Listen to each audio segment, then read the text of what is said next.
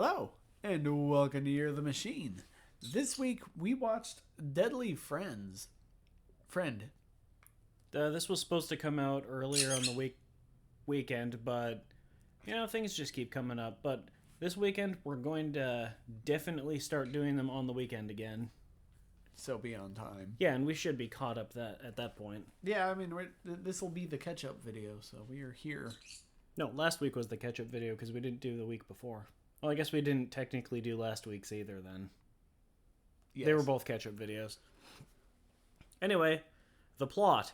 Paul, who is very good at building robots and such, him and his mom moved to a new town. Did they actually say why?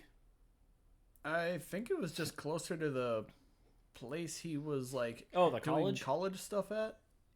Was he a teacher there? No, he was a student. Because good lord, the things he was talking about, I was assuming he was teaching the class stuff. No.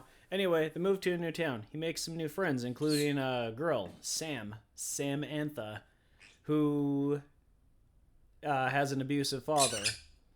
Anyway, right away in the movie, we see that Paul has built BB, a robot that has some pretty violent tendencies. And after hanging out with Sam and Tom, a kid he meets literally within seconds of getting out of their vehicle, they all just kind of hang out. Tom is a paperboy, and he's really bad at staying on his bike. He's really bad at ding-dong ditching, too. Like, they try doing that to the crazy neighbor lady on Halloween, and she blows BB to pieces. With a shotgun. You're not going to blow him to pieces with much else. He's made of metal. That is true. What happens after that? He's just kind of sad for a while, and then Sam's dad, knocks her down the stairs, and she is essentially brain dead. So Paul, being the genius he is, decides to steal her dead body, insert BB's brain, and it brings her back to life. Sort of? Well, yeah, sort of, but I think it's more implied that it was BB controlling the body. Yeah, because she started talking like him near the end, but that didn't really go anywhere at all. But yeah, and then she just kills a couple people. Because, it basically turns into a slasher, but yeah. Yeah, because BB uses her body to get revenge on the people that were mean to, both of them, I guess. Paul.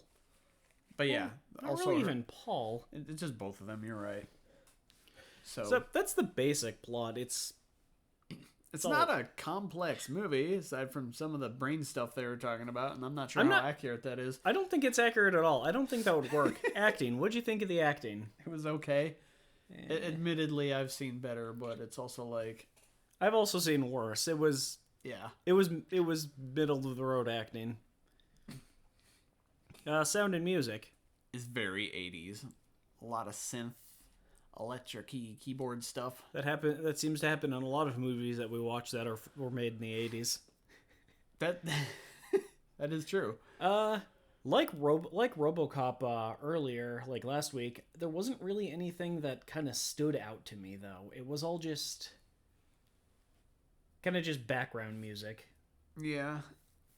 Oh, though, BB was incredibly annoying because most of what it said was just a bunch of weird, nonsensical noises, and that got really irritating after a while. And it was weirdly louder than most of everything else.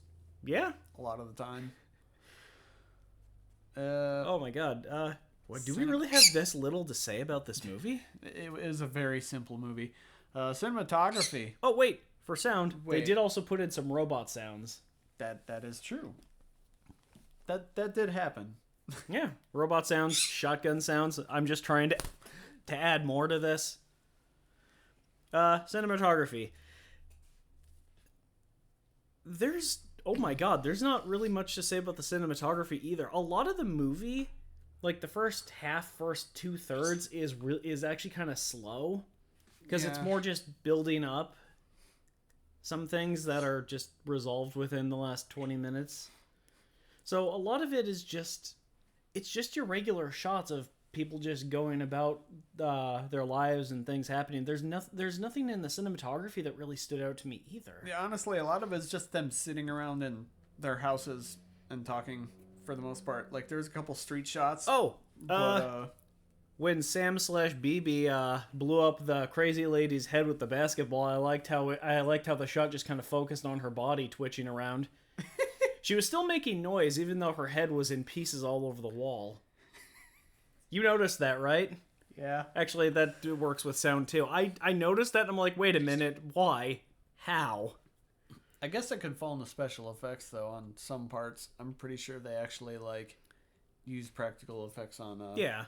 I just mean for that I like scene. that. I just mean I'm saying that I like that they lingered on the shot and made yeah. it more. And it was a gruesome shot. It was. It was probably like the most brutal part of the movie. Special effects. They weren't terrible. There are only like what 3.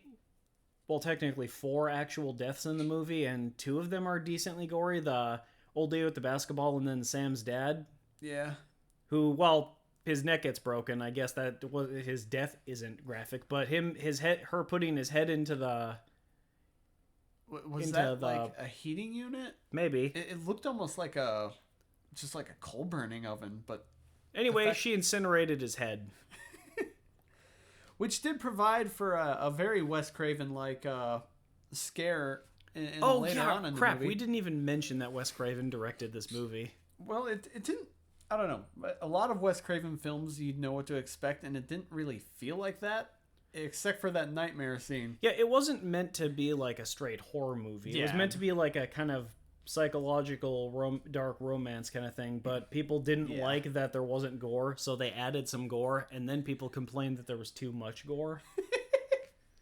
So I guess nobody was actually happy either way with how this turned out. I guess you just The gore was all right. It wasn't the best I've seen, but it wasn't the worst I've seen either. Oh, though her tossing Carl at the end was kind of that was noticeably that was pretty cheesy. that was pretty fucking bad. She I don't must know. have tossed him about 30 feet. Not sure how he died from that though. He got thrown into a car. Yeah, but 30 feet like to the side, they were still on ground level. I'd It's like- not like he fell off a skyscraper. Yeah, I'd like to believe he just like broke his neck when she threw him. He didn't even hit his neck. They changed that. He wasn't even bleeding when he impacted originally. Did you notice that? But he was bleeding after. They probably realized that it didn't actually make sense because his back hit the windshield. His head didn't, as far as I saw. I don't know, for what it's worth, it's just kind of a science fiction like thriller that wasn't insanely over the top aside from the few slasher like parts. It was a science fiction thriller that wasn't like ultra sci-fi and wasn't really that thrilling either. I don't know. I didn't like it, but I thought it was okay yeah, for what it's worth. if cheesy 80s sci-fi movies are your thing, then yeah, I guess check it out once.